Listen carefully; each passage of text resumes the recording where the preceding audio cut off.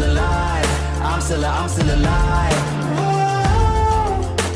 Bet you didn't think that I'd come back to life. Higher, faster, everlasting. Bet you didn't think that I'd come back to life. Higher, faster, never crash. Bet you didn't think that I'd come back to life. Stronger.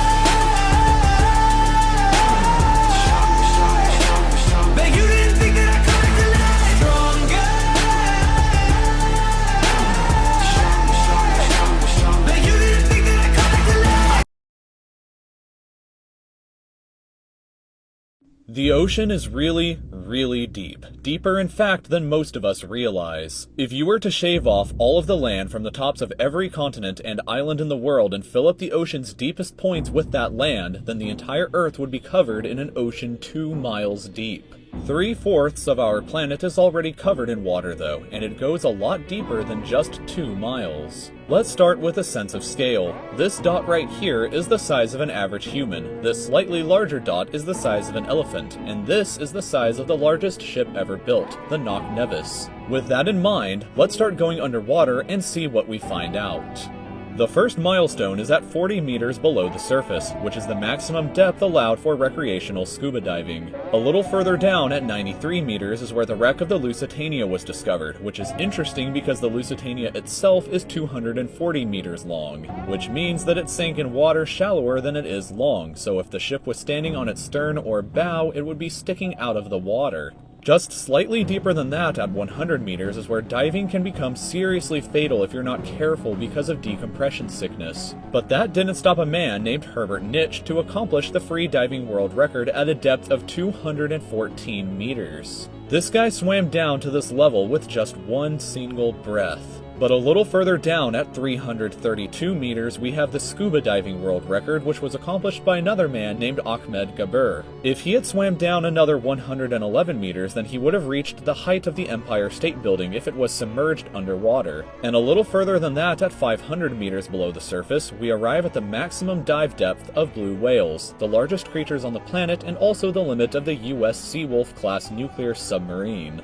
At 535 meters, we can witness the maximum dive depth of emperor penguins, and this is when we must bring up the intensity of water pressure. At this level below the surface, the water pressure exerted on a person, or the penguins, would be roughly equivalent to a polar bear standing on a quarter. So further down the depths, at 830 meters, would be the height of the Burj Khalifa in Dubai, the tallest building in the world. Once we hit 1,000 meters below the surface, we begin to enter the scary zone. Light from the surface can no longer reach beyond this point, so the rest of the ocean below is shrouded in permanent darkness. On top of that, the water pressure you would experience at this point would be about the same as if you were standing on the surface of the planet Venus, meaning that you would die very quickly. You would also meet the giant squid at this sea level if the water pressure didn't already kill you. At 1,280 meters, we reach the maximum depth dived to by the leatherback sea turtle, and further down at 1,828 meters, we would reach the deepest part of the Grand Canyon were it to be underwater with us. Down at 2,000 meters, we start to encounter some of the more terrifying sea creatures, like the ominously named black dragonfish, a carnivorous beast with a stomach that doesn't allow light to be emitted through it. Meaning that since we're in total darkness underwater at this point, the only way you would ever see this thing is with a flashlight. A little further down, at 2,250 meters, we would reach the maximum depth dived to by both sperm whales and the very frightening colossal squid. Sperm whales often have sucker marks and scars left on their bodies from battles with the colossal squid that likely take place at these incredible depths. The squids themselves can grow to be 14 meters long and weigh up to 750 kilograms with eyes the size of a dinner plate and razor-sharp sickles in the middle of their tentacles. So yeah, good luck with that down there. Way further down at 3,800 meters, we can find the wreck of the RMS Titanic. And a bit past that, at 4,000 meters, we start to enter the abyssal zone of the ocean. Water pressure is at an astonishing 11,000 pounds per square inch down here, and there are numerous strange, almost alien-like creatures that inhabit these depths, such as the fangtooth, anglerfish, and viperfish.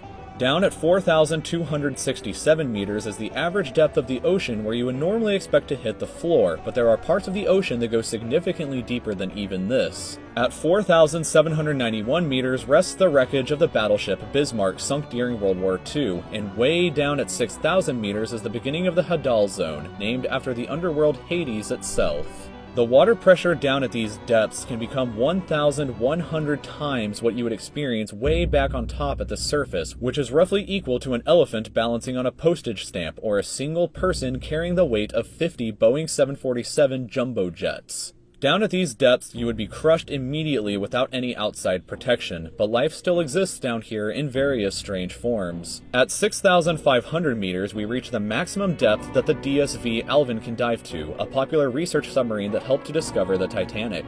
Way further down at 8,848 meters below the surface, and we have arrived at the height of Mount Everest, were it to be upside down and placed underwater. And then, way further past even that, at 10,898 meters, we arrive at the depth reached by James Cameron in 2012 during the Deep Sea Challenger mission. The deepest point in the ocean yet reached by humans was back in 1960, though, when two men named Don Walsh and Jacques Piccard reached a depth of 10,916 meters using their Trieste submarine. It took them 5 hours to descend through the ocean to this depth, and they only stayed for 20 minutes before a window cracked and they began to resurface.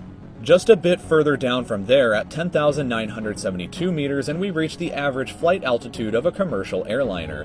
So if you've ever looked out of a window while on a flight and looked down to the ground, that's a very good sense of how incredibly deep down into the abyss that we are currently at. Finally, when we hit 10,994 meters, we have hit the bottom of the known ocean called the Challenger Deep, right here on this map just about 300 kilometers southwest of Guam Island.